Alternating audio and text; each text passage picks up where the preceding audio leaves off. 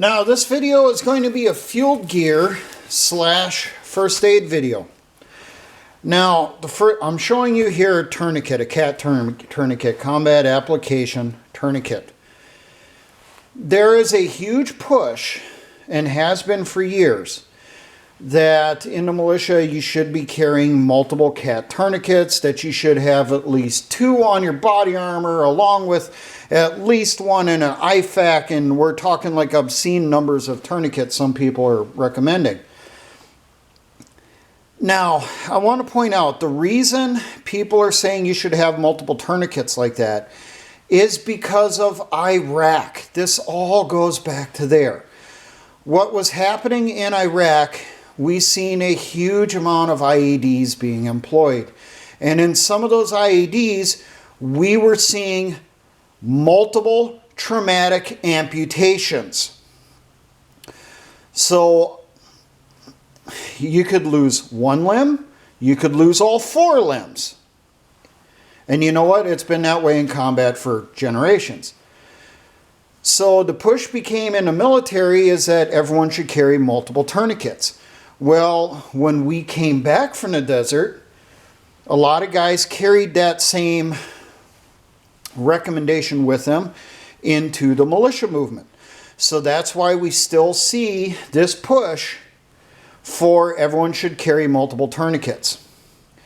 Now, in my chat over on Telegram, the SG42 subs chat, which is linked to the channel, we had a conversation going there. Someone was asking on tourniquets and medical supplies and that stuff because they're trying to build up their gear. We had people promoting carrying multiple tourniquets, and they really didn't know why. It's just they were advocating, hey, we're supposed to carry multiple tourniquets because that's what the military does. Well, now I told you why, okay? And someone brought up a good point that if you're at a point where you need more than 2 tourniquets, you're probably screwed. Because, let's be serious, the militia does not have the higher level medical support that could handle someone with that many amputations. Or that many serious injuries that you require 2 or more, or really even 1 tourniquet. I mean, we may be able to handle someone who has just a straight gunshot wound, even on our own with a crap-ass trained field medic. But when you're talking into you have an injury that requires a tourniquet, that might be beyond the capabilities of most units. And I tossed into the conversation to help this person out trying to pick their gear. I told him you should consider carrying extra field dressings or medical dressings before you consider carrying large numbers of tourniquets. And I said that really the max number of tourniquets you should probably think about carrying is probably 2. 1 in the IFAC, 1 on your body armor. You don't need more than that. Okay, we're not in Iraq. We're not the counterinsurgents this time.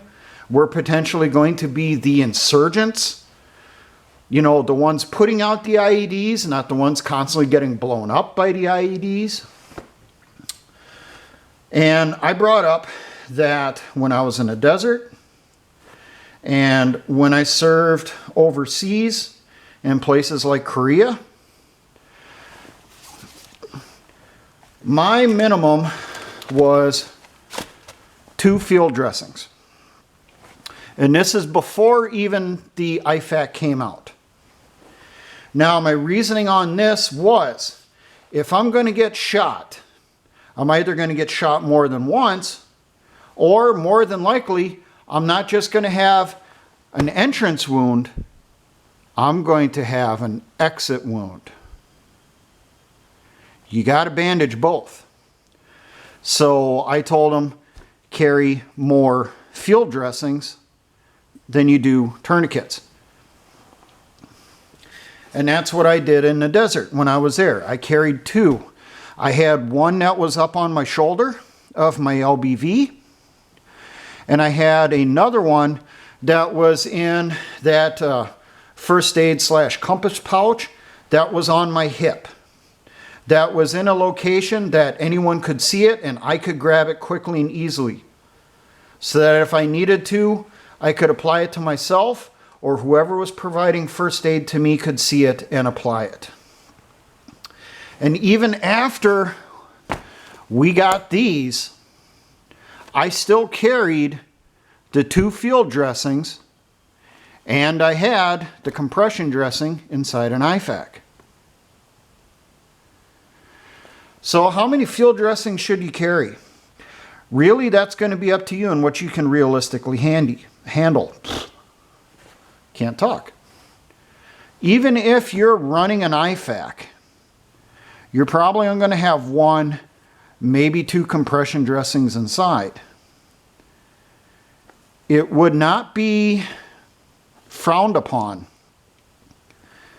if you carried some other dressings as backup.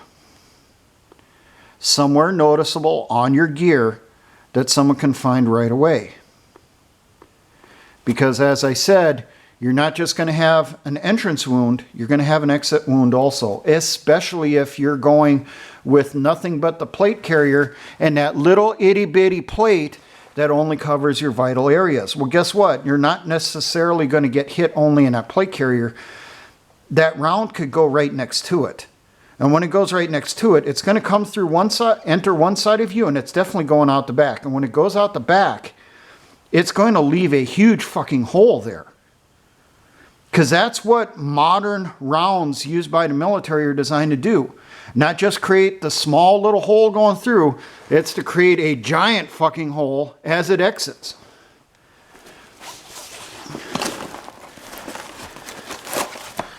And how you take care of that,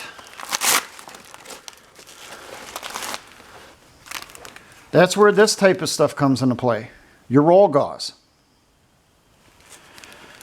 So, someone gets hit, you got 1 dressing for the entrance, that huge hole in the back. You're going to remove the gauze from the wrapper, puff it up as best you can, pack this into the wound as best you can. And then over the top of that, you're going to apply another dressing.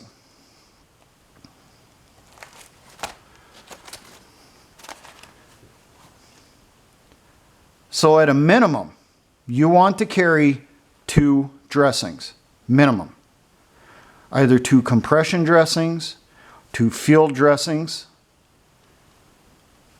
or a whole shit ton of gauze too, wouldn't hurt. Think about it. You should, instead of having arguments over how many tourniquets you should carry, you should be thinking in your units, how many dressings should each person carry? And you got to think too, if you're an insurgent fighting a counterinsurgent, the force that you're going to fight is more than likely going to have automatic weapons, or at least select fire weapons with that burst or automatic option. So the chance of you getting hit multiple places is pretty damn high. And those places are not all going to be in a little itty bitty tight shot group on your body. You're going to have one over here, maybe one way the hell over here, and possibly one for some reason just way off this way. So carry some extra dressings. How many is up to you? I know we had one guy we went to the desert with. He carried one of those jungle first aid kit boxes because he used to be a Marine.